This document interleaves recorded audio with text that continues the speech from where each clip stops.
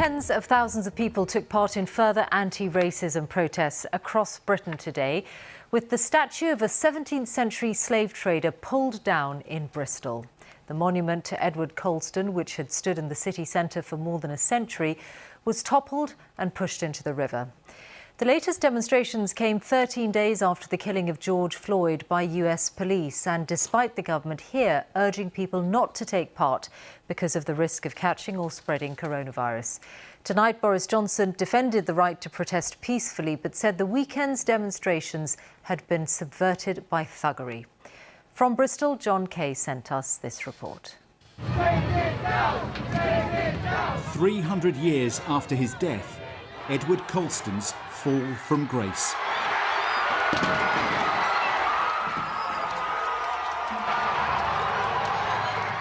For centuries, he took pride of place in Bristol, celebrated as a merchant, politician and philanthropist. Now reviled for his part in the slave trade.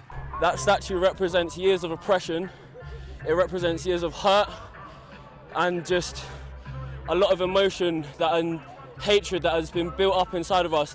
We've internalized for years, and that coming down today hopefully signifies change. Hopefully we've sent a message not just to everyone in the UK or the USA, worldwide. Cast in bronze, now daubed with graffiti, one of Bristol's most famous sons. Some protesters knelt on his neck, a reference to the death of George Floyd across the Atlantic. This had begun as a Black Lives Matter demonstration, but it ended in the historic docks where Colston's ships once sailed.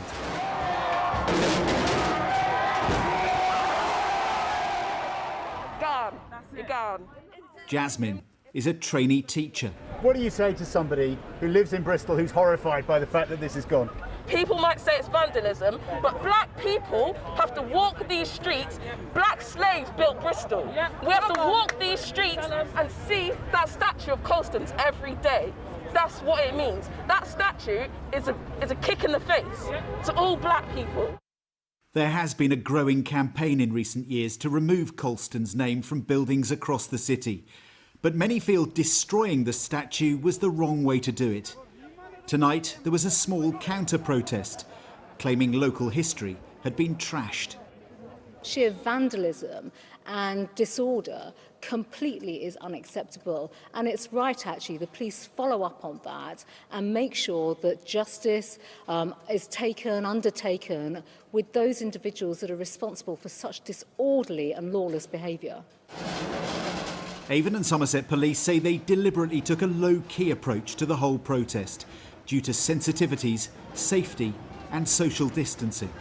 Some people will look at this and think, hang on a minute, you should have intervened, you should have stepped in, you should have at least challenged the behaviour that was happening. But this was a very difficult policing operation. There's a lot of context that sits around it, and I believe we did the right thing. No regrets? No regrets. Well, this evening, people are coming down here, laying placards, and many of them just standing, looking in disbelief at what has happened here, that in one afternoon this city has challenged its history and changed its landscape. John Kay, BBC News, Bristol. Elsewhere, protests took place in several parts of the country, with thousands gathering at the US Embassy in London. A small number remained near Downing Street into this evening, and they have just been ordered to disperse by police. Chichi Zundu reports. Another day where thousands have marched peacefully against racism. Being black is not a crime! Being black is not a crime! In London, the focus was the US Embassy. I'm from Oakland, California, so I grew up with a lot of police violence around me, and it's something I don't want my son to experience in his life. You know, so that's one of the reasons why I'm in this country, because it is less violent, but there's still racism, so we have to fight it. So therefore, we're here today. This is my deep passion, and I'm here because I believe that black people deserve the same chance as everybody else. We need to tackle racism, and we've never really dealt with it in this country and many countries, and there comes a time when we all have to speak up. In Glasgow, protesting safely during the pandemic was a concern for organisers. think the turnout's amazing. It's really inspiring, and it's amazing to see people already taking social distancing measures seriously and doing the best they can to stay safe today. In Wrexham, people also protested mindful of the 2-metre social distancing. This was the M6, which was partially closed for 1 hour after protesters blocked the roads.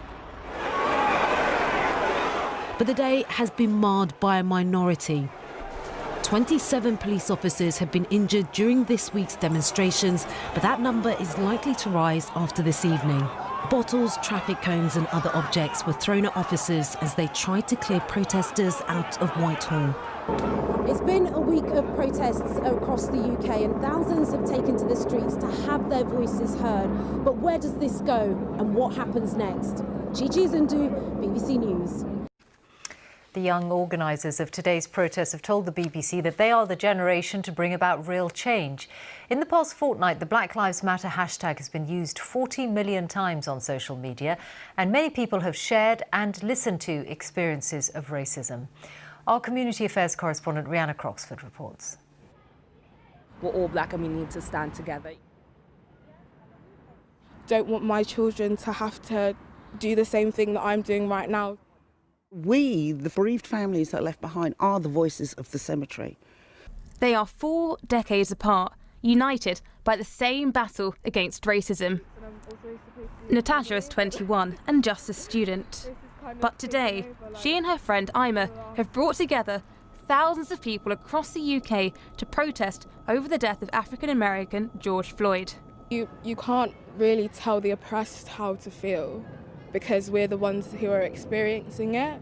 Just because people aren't out on the street pointing at me and calling me the N-word doesn't mean that racism isn't still alive. What would you say to people who criticise the lack of social distancing at these protests? We have a health pandemic happening right now. I don't want people to be affected, but at the same time we have another pandemic, a pandemic of black people being killed and shot every single day, and no one's talking about it, no one's fighting about it. So I think that we need to fight both of these pandemics. This isn't the first time people in the UK have taken to the streets to protest. The Brixton riots in 1995, the London riots in 2011, and the protests today have all been triggered by the deaths of black people killed by the police or in police custody. These are the faces of some of the people who have died. An uncomfortable history, some say it's now time for the nation to confront. It's sunk in and then it doesn't sink in, and then it's sunk in and then it... Stephanie Lightfoot Bennett is still fighting for justice for her brother Leon, who died in police custody in 1992. His case was reopened in November last year. When Leon died, it was nothing. And now we have this movement where any death is now highlighted. And students, I love students. They are the future, they are the eyes, and they are the ones that will help shut the door. Not completely, but shut the door on racism. As yet another generation take to the streets, these organisers say they won't stop till those in power start to listen. Rihanna Croxford, BBC News. The England and Manchester City footballer Raheem Sterling has tonight told the BBC he has given his support to the protesters, calling for efforts to end injustice. He was speaking to Emily Maitlis in an interview which will run in full on Newsnight tomorrow. The only, disease right now is the racism that we're fighting. I think this right now, this is the most important thing at this moment in time, because this is something that's been happening for years and years, and just like the pandemic, we want to find a solution to stop it. Raheem Sterling. Well, let's turn to our home editor, Mark Easton, who's here in the studio. What are you taking away from these series of protests in this country, Mark? Why are people so frustrated and so angry in Britain in the 21st century? Angry enough to take to the streets in the middle of a deadly pandemic, angry enough to risk arrest, angry enough in some cases to commit acts of criminal damage. George Floyd died thousands of miles away in Minneapolis, and yet his death, I think, feels deeply personal to many people from the black and minority ethnic communities in this country, because it's a reminder of the prejudice and the unfair privilege which still exists here, of the pain of racism, the injustice of profound racial inequalities that exist in this country today. Of course, there will be, very real questions about the wisdom of mass protests in the middle of a virus, and indeed about the violent behaviour of a few protesters, the thuggery that the Prime Minister has talked about tonight. But as Britain tries to identify what our new normal society is going to look like after this virus, perhaps we should try and think, how are we going to respond to the obviously deep unhappiness, frustration and anger that we've seen on our streets over the last few days? Mark, thank you very much. Well, let's go live now to Washington. Tomorrow it will be 2 weeks since George Floyd was killed by police in the US state of Minnesota, and our North America correspondent Aleem Maqbool is at the White House now. What is the latest there, Aleem, on the aftermath of George Floyd's death, the response and the handling from the administration? Yeah, well, things have been extremely peaceful over recent days. You can barely see security forces visible here too. I mean, there was a sense that they were a bit of a red rag to a bull, particularly National Guard troops on the streets for a lot of the protesters. We now hear that they won't be used going forward, but still large numbers of people coming here to the White House and to protest around the country. And while the overarching cause, of course, Black Lives Matter against institutional racism and brutality by the police is the same everywhere, there are a lot of local causes being fought for as well, like in Colorado. People are fighting for justice for a particular family of an African American who was killed by local police there. And in other places, like in Virginia, there have been protests calling for Confederate statues to be removed. And in some cases, protesters have taken matters into their own hands, removing memorials to those who defended slavery or even fought to keep slavery. But in other cases, as with the authorities in Virginia, they've agreed to the demands of the protesters to remove more statues. So while that is still the case, while there are still tangible demands that can be met around the country, I think we're going to see these protests continue beyond the memorial to George Floyd tomorrow in Texas and beyond his funeral on Tuesday as well. Aleem Maqbool in Washington, thank you.